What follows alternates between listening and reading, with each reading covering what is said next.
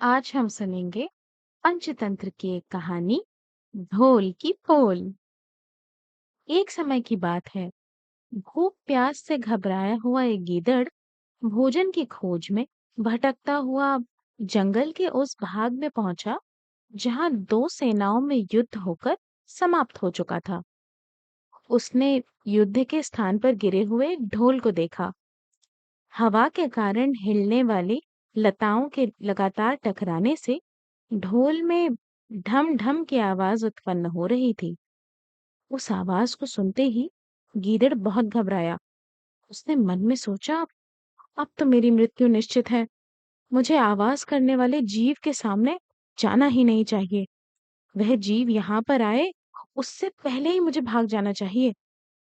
परंतु फिर उसके मन में एक विचार आया कि डर कर या हर्ष में जो व्यक्ति सोच समझकर कार्य करता है, वह कभी दुखी नहीं होता।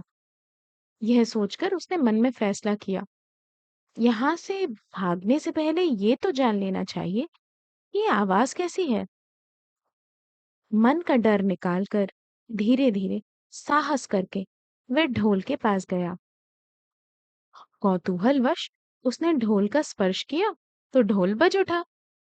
उसने खुश होकर ढोल पर हाथ मारने आरंभ किए तो वह तेज ध्वनि से बजने लगा, ढम ढम ढम ढम। इसके बाद उसका भय बिल्कुल समाप्त हो गया। ढोल को खूब अच्छी तरह से देखकर गीदड़ ने सोचा, आज तो बहुत दिनों पश्चात इतना मोटा ताजा भोजन मिला है। यह सोचकर उसके मुख में पानी भर आया।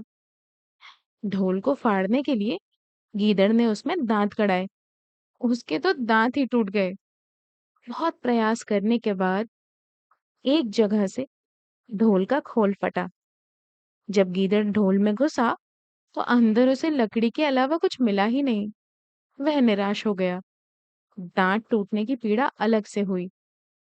इतना कष्ट उठाने के बाद भी गीदड़ को समझ आया कि केवल ध्वनि यानी आवाज से डरना कभी सही नहीं होता।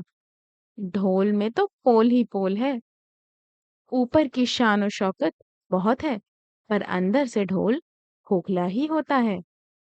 इस कहानी का सार है कि किसी की आवाज और उसकी शान और शौकत को देखकर कभी भयभीत नहीं होना चाहिए।